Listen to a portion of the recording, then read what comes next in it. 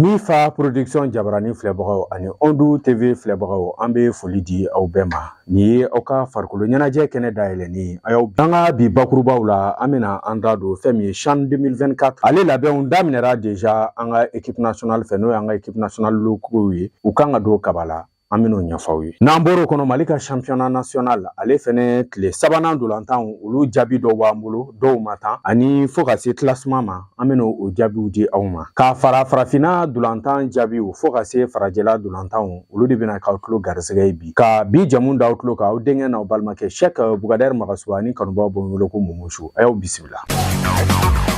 I n'a fɔ kunnafoni daminɛ kun y'a d'aw tulo kan cogo min na CHAN ale dolantanw olu kan ka daminɛ ka kɛ ka bɛn fɛn min décembre kalo tile 22 ka taga bila tile 26 la. Ba Maliba an bɛ bɔ yan k'an kun da tile 22 fɛn min ye ani Mauritanie bɛ jouer NATO choc o kɔfɛ sa tile 26 wagatiw la an ka stade 26 mars kɔnɔna na commencement bɛ kɛ. An ka dege karamɔgɔ a n'a ka dolantannaw u ye baaraw u b'o daminɛ bi sɔgɔmada nin yɛrɛ n'o ye tɛnɛndon ye. Baaraw bɛna daminɛ bi sɔgɔmada na o de hukumu kɔnɔna na an b'a da tulo kan k'a fɔ o baara kɔnɔna na ɲinata yɛlɛma dɔw b'a la sabula dolantanna minnu bɛ farafinna yɛrɛ kɔnɔna na olu dɔw bɛ se ka na fara équipe kan ka se ka jouer an ka équipe fɛ n'u jani ani a ka cɛdenw an bɛ k'u jate minɛ Bayiba ale de ye équipe ka entraîneur ye a n'a ka cɛdenw an bɛ ka jɔ k'u jate minɛ don n'a nataw kɔnɔ ni jaabi min bɔra kow la an bɛ n'olu da tulo kan.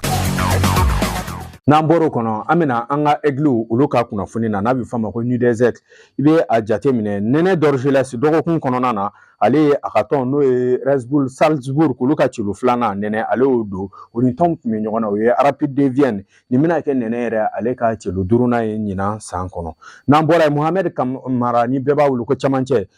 ale fana kɛra sababu ye ka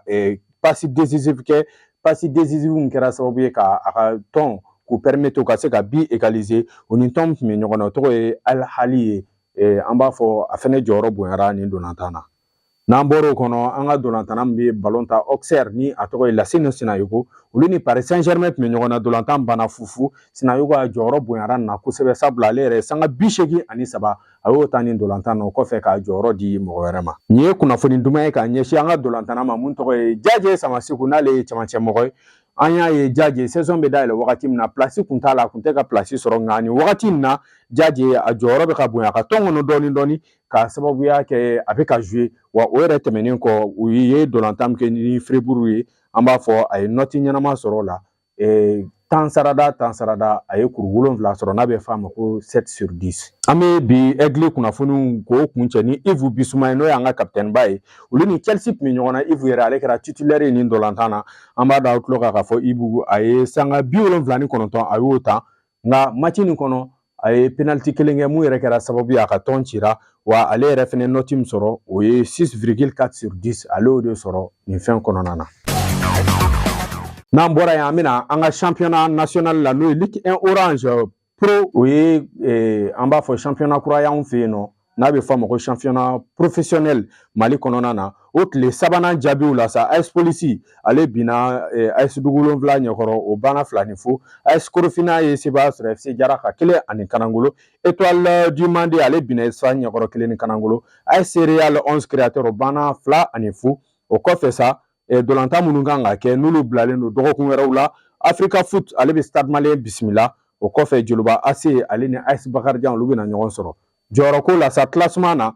jɔyɔrɔ fɔlɔ bɛ 11 créateurs bolo kuru 7 US Buguba bɛ tugu ale la kuru 7 Isfas kuru 5 bɛ ale bolo jɔyɔrɔ 4nan bɛ Bakarijan bolo kuru 4 Joliba AC ale bɛna jɔyɔrɔ 5nan na kuru 3 Étoile du Mane bɛna jɔyɔrɔ 6nan na kuru 3 b'a bolo Binka FC kuru 3 jɔyɔrɔ 8nan u bɛ Korofina bolo kuru 3 jɔyɔrɔ 9nan bɛ FC Jara bolo kuru 2 fɛn min ye jɔyɔrɔ 10nan bɛ US Buguni bolo kuru 1 jɔyɔrɔ 11 u bɛ AS Real bolo kuru 1 jɔyɔrɔ 12nan AS Police kuru 1 bɛ ale fana bolo fɛn min ye Africa Foot Elite kuru 1 b'ale bolo jɔyɔrɔ 13 Stade Malien ale b'a kun cɛ jɔyɔrɔ 14nan na kuru 0 a ka match 3 o bɛ kɔfɛ Joliba AC ale ka match 2 o bɛ kɔfɛ. An bɛna basketball la n'an nana basketball la fɛn min ye Pedro Bamba olu bɛ basketball min dayɛlɛ an ka cɛw ani musow ni ɲɔgɔn cɛ o édition 2nan olu finalba o tanna cɛlakaw fan fɛ district 4 ale ye sebaya sɔrɔ ale binna fɛn min district 3 ɲɛkɔrɔ banna 70-74 musolakaw fan fɛ sa fɛn min ye district 5 ale ye sebaya sɔrɔ district 6 kan o bɔnna 77-65.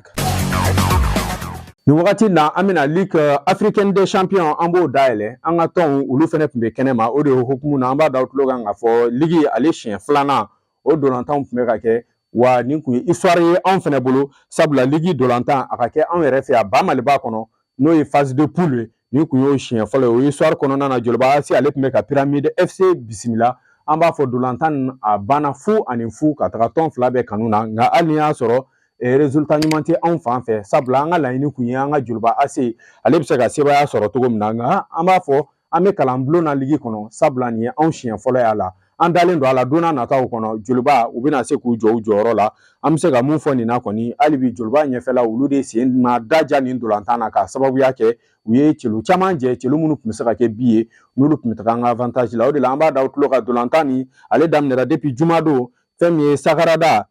ale ni Esperance de Tunis o banna fu ani fu Mayema Union ale ni Raja de Casa olu dɛsɛra ɲɔgɔn na o banna 1-1 o kɔfɛ Orlando Pirates ni Al Ahly olu dɛsɛra ɲɔgɔn na fu ani fu Stade d'Abidjan ale ni CR Belouizdad o banna 1 fu ka taga Belouizdad ale kanu na Fardi Araba ale ni Mamelodi Sundowns o banna 1-1 MG Alger ale ni Young Africa o banna 2-0 Joliba AS i n'a fɔ n bɔra k'a fɔ aw ye ale ni Pyramide FC dɛsɛra ɲɔgɔn na o banna 0-0 fɛn min Al Hilal ale ni TP Mazembe o banna 2-1 ka taga Al Hilal ale kanu na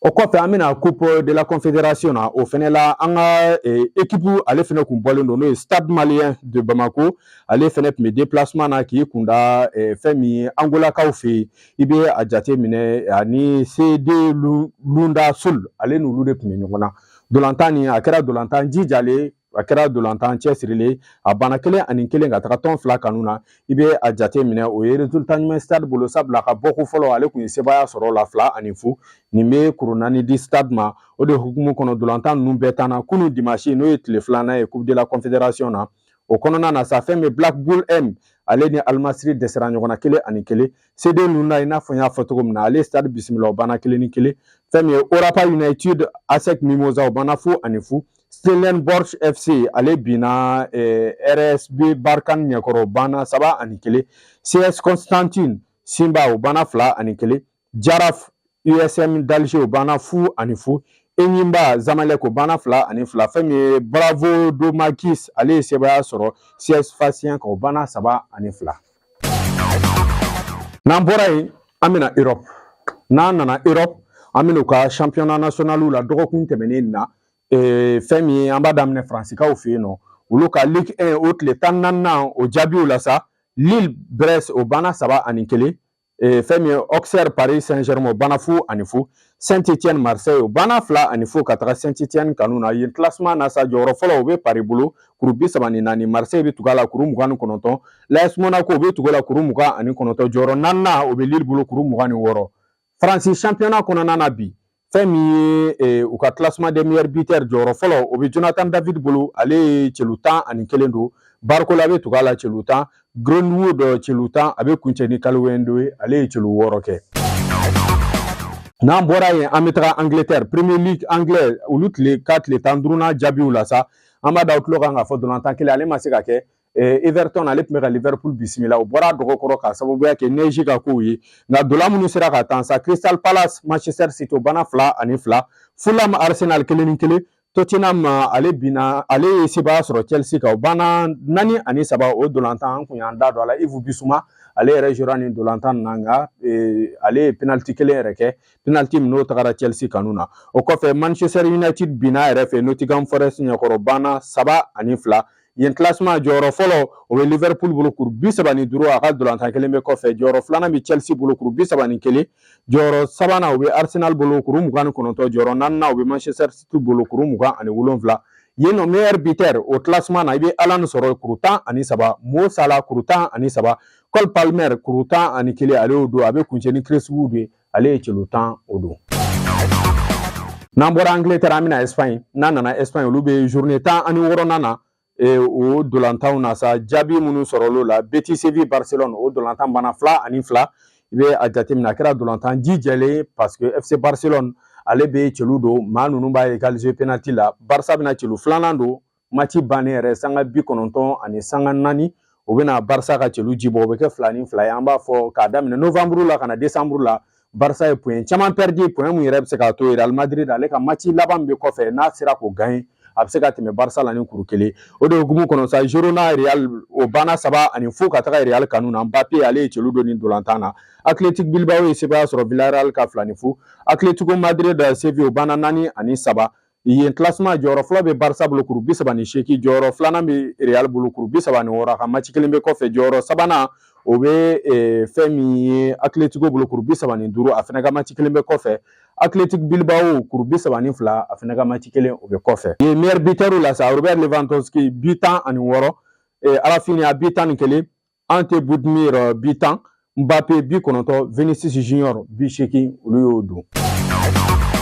n'an bɔra an bɛna Serie A la n'an nana Serie A la olu ka tile 15nan jaabiw la sa i bɛ a jateminɛ yen classement na sa fo kana se dolantan minnu kɛra Inter de Milan ale ye sebaya sɔrɔ Parme ka 3 ni 1 Atalanta ye Milan AC ci o banna 2 ani 1 Juventus Bologne o banna 2 ani 2 Roma Lecce 4 ani 1 Naples Lazio o banna 1 ani kanankolo yen nɔ classement Atalanta bɛ jɔyɔrɔ fɔlɔ la kuru 34 jɔyɔrɔ filanan o bɛ Naples bolo kuru 32 Inter bɛ jɔyɔrɔ sabanan na kuru 31 Fiorentina bɛ na jɔyɔrɔ 4nan na kuru 31 o bɛ ale bolo n'an bɔra yen statut la sa n'o ye buteuru ye i bɛ a jateminɛ Matteo Retegui but 12 Marcus Thuram but 10 Moise Kean but 9 Lookman but 8 ani Vlahovic but 6 olu y'o don an bɛna Allemagne fɛ yen nɔ sa Bundesliga Allemagne olu bɛ tile 13nan na o kɔfɛ ye jaabiw la Stuttgart ale ye sebaya sɔrɔ Union Berlin ka o banna 3 ni 2 Leverkusen ale ni Sanke Poli o banna 2 ani 1 Bayern de Munich ale ye sebaya duman sɔrɔ Eindhoven ka o banna 4 ani 2 fɛn min Holstein Kiel ale binna RB Leipzig ni Dudu Haidara ɲɛkɔrɔ banna 2 ani 0 Mönchengladbach Dortmund o dolantan o banna 1 ani 1 ka taga tɔn 2 kanu na i bɛ a jateminɛ classement na yen nɔ jɔyɔrɔ fɔlɔ o bɛ Bayern bolo kuru 30 jɔyɔrɔ filanan bɛ Eintracht Francfort bolo kuru 27 jɔyɔrɔ sabanan Leverkusen kuru 27 jɔyɔrɔ naaninan o bɛ RB Leipzig bolo kuru 26 o kɔfɛ sa fɛn min ye u ka statistiques la n'o ye buteuru ye Harry Kane bɛ jɔyɔrɔ fɔlɔ la kuru 10 ani 4 ale y'o don Omar Marmoush but 13 Jonathan